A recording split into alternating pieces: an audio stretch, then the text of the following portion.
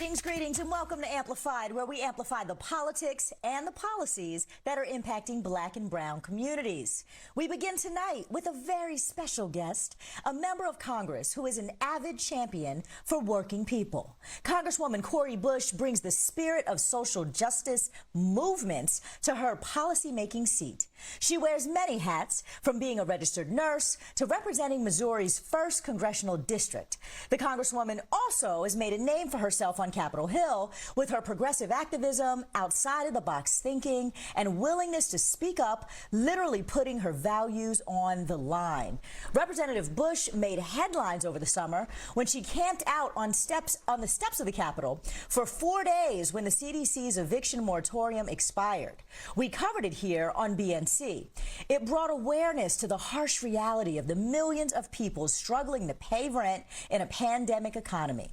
Her quiet but pointed protest eventually encouraged President Biden to extend the moratorium. I am honored to have Representative Cori Bush here with us on Amplified tonight. Congresswoman, good evening and welcome to Amplified.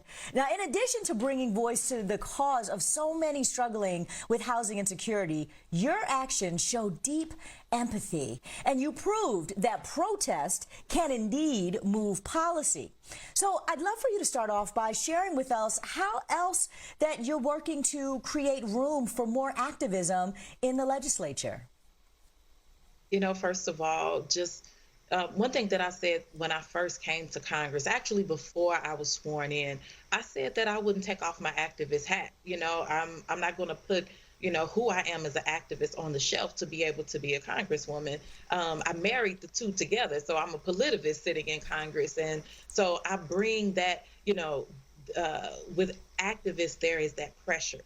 There is that courage to stand alone if you have to. There is that the heart of the organizer.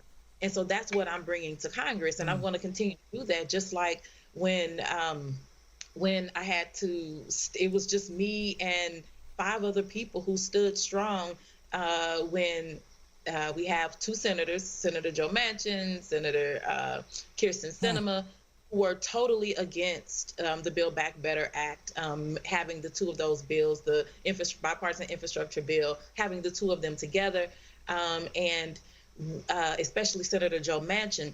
And for me, I don't care about making sure that people think that I'm doing a good job. I don't have to look like I'm doing a good job. I don't care about those things. I need to do a good job. So much so to where the people of St. Louis feel it, so that people all across this country feel it. So I'm willing to put my name on the line to do that. And I did, along with 5 other Congress members. And because what we said is, you can bring those construction jobs. We need them. Yes, we do. We need to support labor. Yes. But we can't just support that and then turn our backs on the home care workers. We can't turn our backs on the child care workers. We can't turn our back on those parents that are making the decision between whether they're paying for child care or if they can pay for their rent. We're not going to do that. We're not going to turn our back on the investments into community violence prevention and lowering prescription drugs, insulin, especially insulin, to cabinet at $30.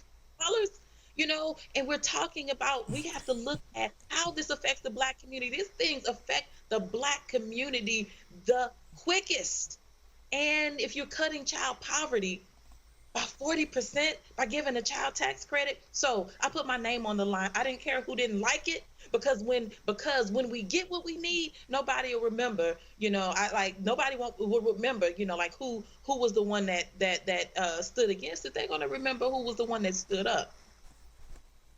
Now, you, like many other progressives, think that Democrats are being held back by a sort of old way of thinking about things when it comes to policy and change. So could you elaborate on that a little bit? Well,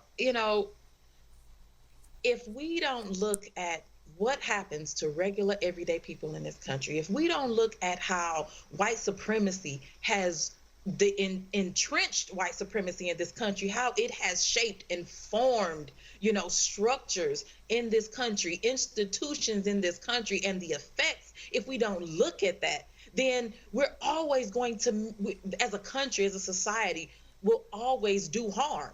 not just not doing enough, will do harm. And so when we look at, where are we right now with that child tax credit? So when we know that people in the Black community, our Black community members, needed that $300, $600, whatever people started getting, those parents needed that money, and you just snatch it away. Like, oh, okay, well, that's okay. Well, we'll figure out something else. When we say that voting rights, well, we want voting rights, but you know what? It's kind of hard. We can't get that done right now. Let's find something else to talk about.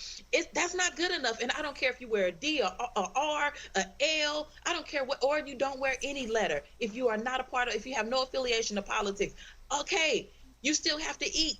You still need, there are still things that people need. And so I don't care about what your political affiliation is. Be on the right side of history. Do what's right, so much so that lives change for the better. And that's how you measure it. Are lives changing? Are we making this an equitable land? What does equity look like? And for me, we got to have justice in this country, and we got to have equity. We got to have equality, but you can't get to equality. Don't skip over equity to equality. Yeah. Now, unfortunately, your car was involved in a shooting incident a few weeks ago. Thankfully, you weren't in it and no one was hurt, but I'm sure that it was frightening nonetheless. What did you take away from that incident about the dangers that come with being a vocal progressive and just a Black woman in America? I always say, and I didn't coin this phrase, but I always say that I am the people I serve. So I live in the community, in the community that I serve, and there are people every day that are going through the same thing, who deal with gun violence every single day. There are family members, loved ones that I reach out to and that I want to help and do more for, that who have lost children and loved ones to gun violence. There are people who are incarcerated right now, people who are formerly incarcerated that need help. We need to address poverty, hit it head on, and so all this does is it helps me to continue to remember, like, keep that focus. Keep the focus. It didn't scare me, and it didn't make me feel like, oh, you need to shut up, or, oh, you need to, no, none of that. What it helped me to remember is my people are suffering every single day. And so when I talk about St. Louis, and when I stand up in Congress and say that we are always number one or number two for homicides in this country, and nothing happens, but we keep bloating police budgets without addressing and putting more money into our social safety nets. When I talk about how we're number one for the murder of children in St. Louis, how do we fix those things? And so it's that direct investment. So when experiencing it is one thing, I can talk about it differently than a bunch of other folks, but we shouldn't have to go through things to be able to talk about it. But because I do, that just makes me scream even louder to bring more resources to my people. Congresswoman, I want to move on to the SCOTUS watch. There's been a lot of names reported in the media, but so far 3 have stuck out the most.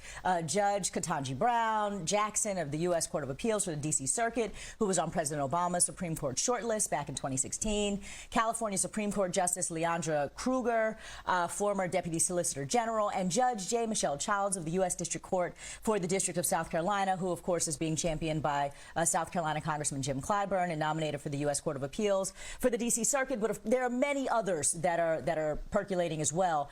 What is the significance of having a Black woman ascend to the Supreme Court for the first time in history right now?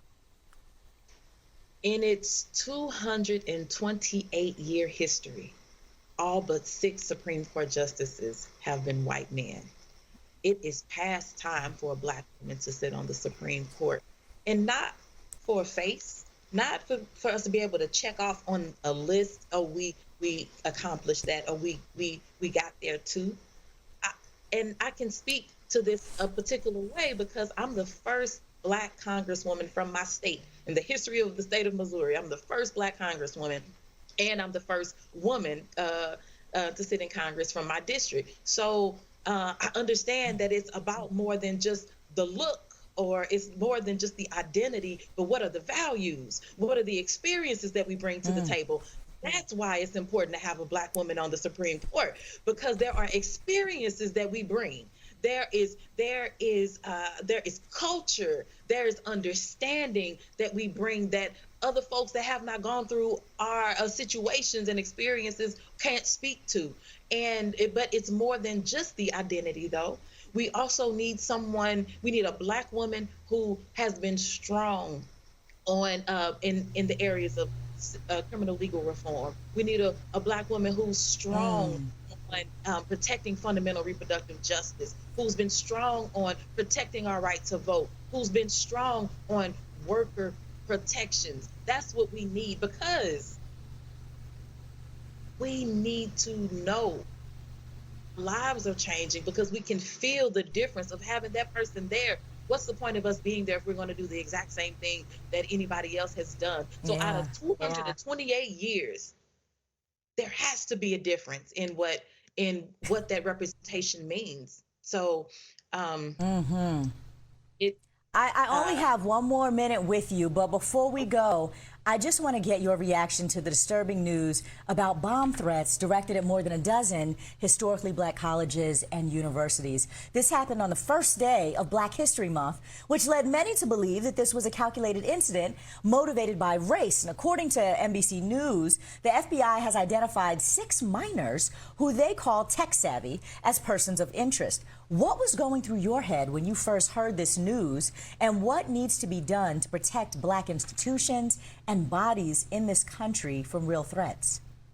You know, it's not a coincidence, regardless of who was behind it, that these HBCUs were targeted as Black History Month, as it began.